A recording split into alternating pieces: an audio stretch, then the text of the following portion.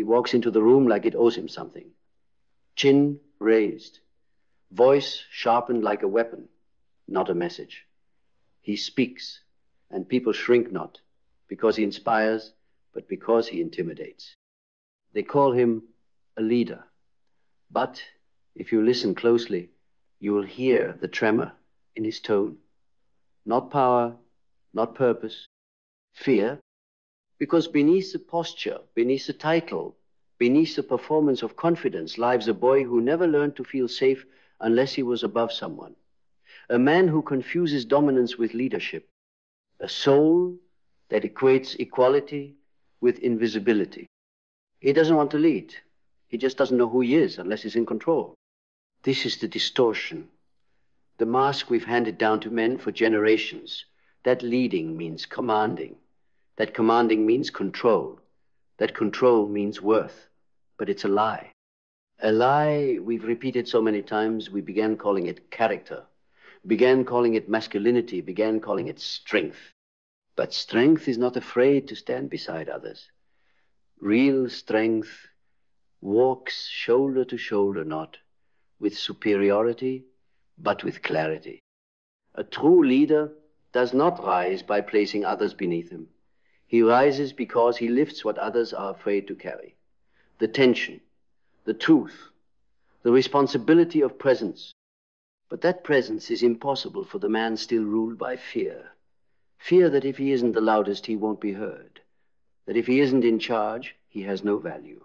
That if he is equal, he is invisible. This fear is not born in adulthood. It begins in childhood when love is earned through performance. When praise is given for obedience, not truth.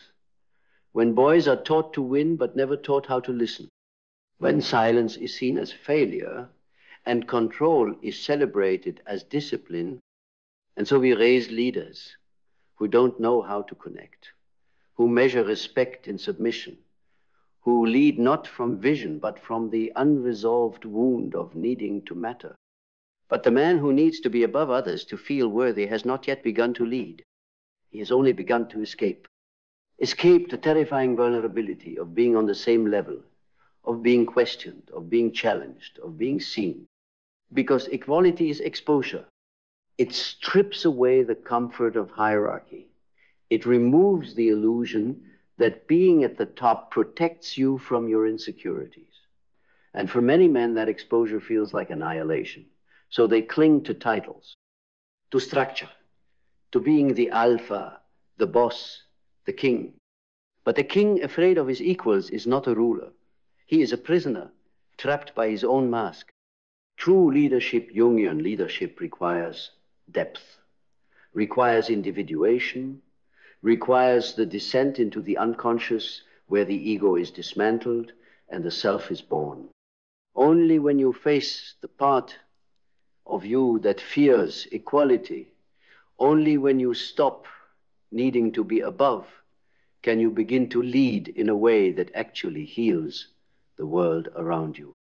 Because leadership is not about who follows you, it's about who rises because of you. And no one rises when they're made to feel small. No one grows under the weight of someone else's fear. So ask yourself, who do you become when no one is beneath you? What do you rely on when control is not an option? When hierarchy collapses and you are no longer the loudest voice in the room? Do you fall silent?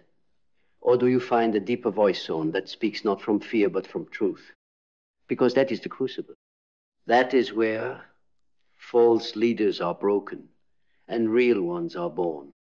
In the moment when you stop trying to lead from the front and start leading from within. And from within, that's where the real throne is. Not the one built on compliance, not the one gilded with applause, not the one propped up by silence and submission. The real throne is forged in the furnace of self-awareness, in the fire of every truth you've tried to outrun. It doesn't come with a crown. It comes with weight, the weight of knowing that your voice has power, but so does everyone else's, that your presence matters, but it doesn't outshine theirs, that your strength can inspire but only if it doesn't crush.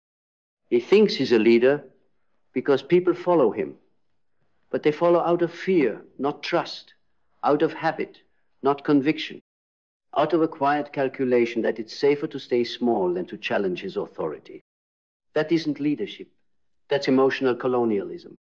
Because when you build a world where your significance depends on others staying beneath you, you are not leading, you are feeding off them. And feeding is not leadership. Feeding is dependency in disguise. Jung wrote that the most terrifying thing is to accept oneself completely. And that is what the false leader avoids at all costs. Complete acceptance. Because in acceptance, he would see the cracks in the image. He would see that his need for control is not visionit, is panic. His assertion is not clarity, it is camouflage. His presence is not centered, it is armored. But once he stops running from himself, once he stops fearing the gaze of his equals, he begins to discover something terrifying and liberating. That equality doesn't mean he's less. It means he no longer needs to pretend to be more. It means he no longer needs to compete for value because he knows who he is without comparison. It means he can speak and be heard not because he silences others, but because his words ring with earned depth. This is the paradox that breaks the ego. When you stop needing to lead, you finally can. Because now, your presence doesn't pull others downward, it pulls them inward. You don't lead to be seen, you lead to reveal. You don't lead to dominate, you lead to liberate. And those around you feel it. They stop fearing you, they start trusting you, they start growing because of you, not smaller, not more compliant, but more awake, more empowered, more whole. And that's the real test. If you want to know whether you are leading or just controlling, look at the people around you. Are they shrinking or are they rising? Are they afraid of your presence or are they anchored by it? Are you the loudest person in every room? Or are you the one who creates the space for others to find their voice? Because real leadership is not about being seen. It's about seeing. Seeing others. Seeing truth. Seeing your shadow without shame and still choosing to rise. And in that rising, something powerful happens. You become impossible to intimidate. You become impossible to manipulate. You become impossible to dethrone because your throne is not built on power over others. It's built on power within yourself. And power within cannot be stolen. It cannot be imitated. It cannot be inflated by applause or deflated by criticism. It simply is a quiet seismic force that doesn't seek to rule others, it rules itself. That's the essence of real leadership. Not hierarchy, not domination, not control masked as charisma, but sovereignty, self-mastery. The unshakable command of a man who no longer needs the world to affirm his worth because he has met himself in the silence and found something sacred there. And from that place, leadership becomes service. Not performance, not status, not the illusion of being the one who knows everything, but service to something higher and ideal, a mission, a standard of truth that refuses to bend to convenience. You see, the false leader wants a throne to sit above others, but the true leader becomes the foundation others stand upon. The false leader fears questions. The true one invites them. The false leader demands obedience. The true one cultivates trust. The false leader hoards power. The true one distributes it because he knows power shared is power multiplied. He knows that leading with fear is easy. Anyone can do that. All it takes is a loud voice and a weak heart. But leading with soul, leading from presence, leading with eyes that do not look down, but look into others, into truth, into your own blind spots, that takes a different kind of man. A man who no longer sees equals as threats. A man who no longer confuses control with connection. A man who no longer needs to be above because he knows who he is beside. And here's the truth. No one tells him. Every time he exerts control to feel safe, he betrays his own evolution. Every time he silences someone to feel seen, he blinds himself to deeper vision. Every time he plays the part of leader to avoid being real, he delays the only thing that could truly lead him forward, his own transformation. But there comes a day when the performance cracks, when the crown feels heavy and the silence from those below becomes unbearable.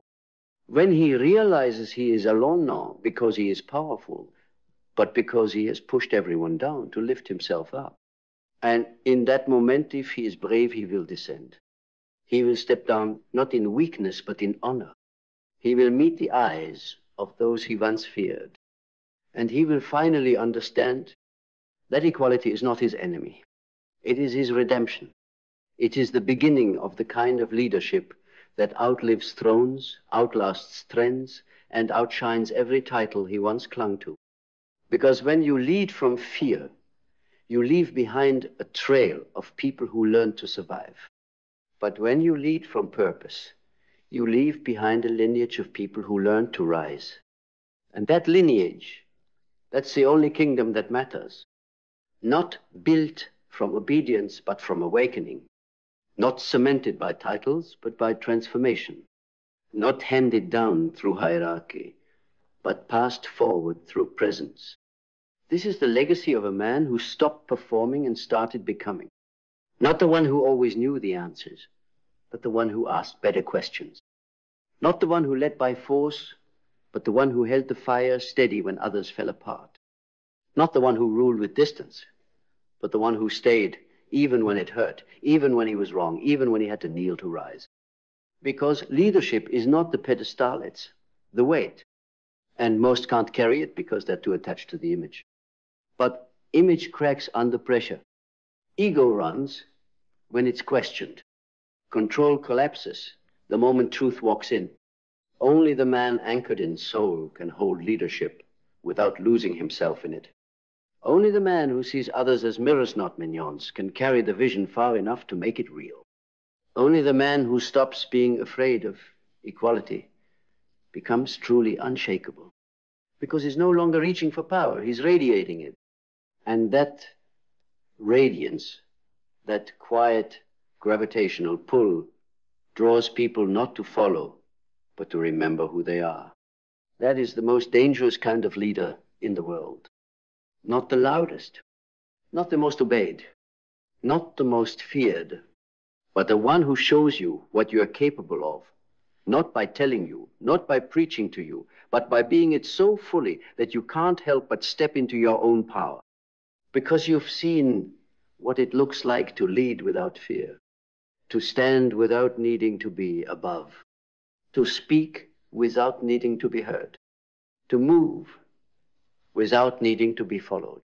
You've seen a man lead without armor, and suddenly the world doesn't need another tyrant. It needs you. Not the version of you who needs control, but the one who remembers. You never had to stand above them. You only had to stand with them. And when you do, the world finally has a leader. A real leader. Not by title, not by demand, not by dominance, but by depth. Because depth cannot be faked. It cannot be borrowed. It must be earned, done, courageous decision at a time. One act of radical honesty. One moment of choosing to stand beside instead of above. This is the end of the performance. No more armor of perfection. No more applause-seeking speeches. No more fear disguised as vision. Now there is only truth. And truth doesn't need elevation to be powerful. It becomes power by piercing through the illusion. So let every step you take from here be a declaration. You are not here to rule from fear. You are not here to maintain old systems that keep people small. You are not here to lead from the wounds you've never faced. You are here to lead from wholeness. And wholeness is not the absence of weakness, it is the integration of it. It is the strength that comes from standing in your shadow and saying, even this belongs to me. That kind of leadership terrifies systems built on insecurity. It shakes the foundation of false empires. It dethrones the noise and exalts the soul. So walk like that, speak like that, lead like that. Let your presence be the disruption. Let your stillness be the revolution. Let your humility be the crown. You no longer need to be louder than the world. You just need to be louder than the fear inside you. And when you Tao and you lead without armor, without hierarchy, without the lie that you must be more to matter, those around you will not just follow, they will awaken, not to your power, but to their own. And that is the mark of a true leader. Not how many obey him, but how many rise because of him. Because when people rise in your presence and out of obligation, not out of fear, but out of the sheer resonance of your authenticity, you've done what few ever will. You've led without taking. You've ignited without consuming. You've elevated without controlling. And that is the kind of leadership the world is starving for. Not the savior complex, not the alpha delusion, not the manipulator cloaked in charisma, but the grounded force of a man who no longer runs from himself. He has stopped competing with others because he has stopped betraying himself. He has stopped chasing control because he's gained command of his state. He has stopped needing hierarchy because he's already met the king within. And that inner royalty, it doesn't boast. It builds trust instead of tension. It builds legacy instead of leverage. It builds men who no longer fear being seen at eye level, because that's the real fear, isn't it? Not being challenged, not being doubted, but being seen, truly seen without the costume of power, without the veil of authority, seen not as an untouchable force, but as a human, standing side by side with other humans, carrying the same doubts, the same rage, the same fragile heart. But when you no longer fear being seen, you become unbreakable. Not because you're invincible, but because you're transparent. Nothing to hide, nothing to prove, nothing to grasp for in desperation. You lead now not because you need to, but because it's who you are. You lead not because you crave validation, but because you have something to give. You lead not by standing taller, but by standing truer. And those who walk with you, they don't walk behind, they walk with, because you've made it safe to be equal, because you've burned the myth that leadership requires distance, because you've replaced control with connection. So now, every word you speak carries gravity. Every step you take carves a path. Every silence you hold is an invitation for others to listen more deeply to themselves. This is the new paradigm, not the man who must be worshipped, but the man who awakens the divine in others through how he lives, how he listens, how he loves. He thinks he's a leader, but he's just afraid to be equal. Not anymore. Now he knows true leaders don't rise above people. They rise inside them. And when a leader rises inside others, something sacred begins to spread. Not allegiance, not dependence, but awakening. A ripple of remembrance moves through the collective, subtle but unstoppable. A signal that power doesn't need to be taken. It needs to be shared. That influence isn't a weapon. It's a mirror. That the highest form of leadership is not authority. It is embodiment. And that embodiment yours is no longer fragile, no longer reactive, no longer clinging to titles or status or carefully curated illusions of superiority. It's rooted in silence, forged in surrender, built through presence, not performance. You no longer need to stand taller to lead. You need only to stand in your truth, even when it costs you comfort, even when it costs you certainty, even when it costs you the identity you once wore like armor. Because what you gain is worth everything it burns away. Freedom from the hierarchy you once served, freedom from the illusion that being above makes you more. Freedom from the performance of masculinity, of strength, of leadership. You are no longer afraid to be equal because you understand that equality is not a threat to your power. It is the foundation of it. Now, every time you open your mouth to speak, you are not trying to be heard. You are honoring what needs to be said.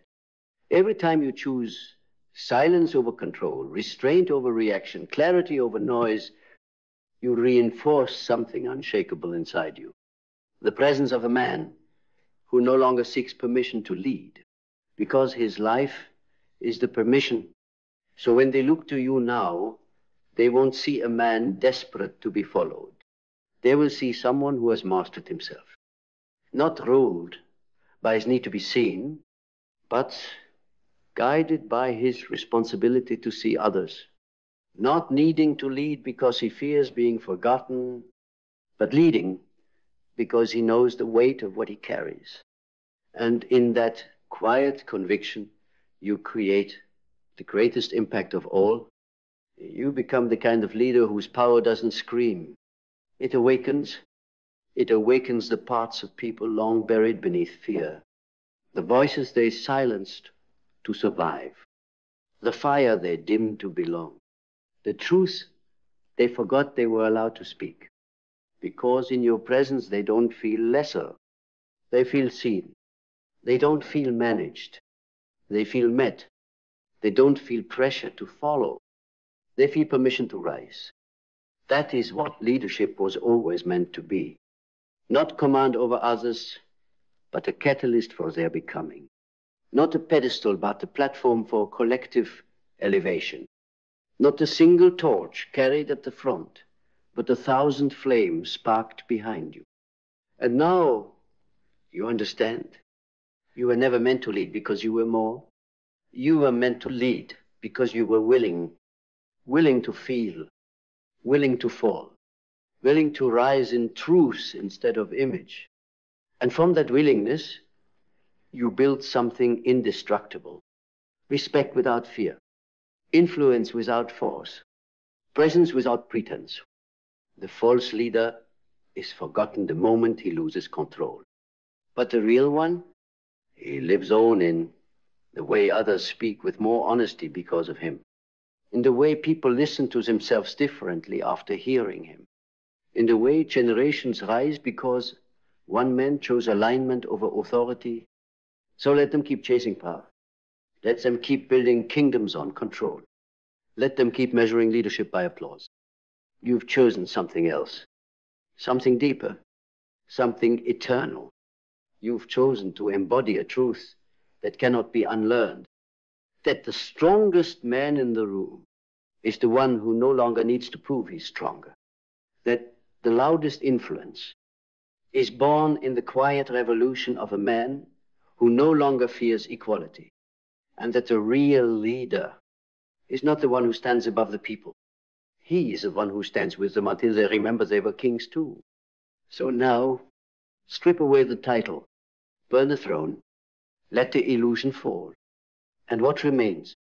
You, not above, not below, but among a man no longer afraid to walk beside others. A leader who does not rise to be seen, but who stands so others.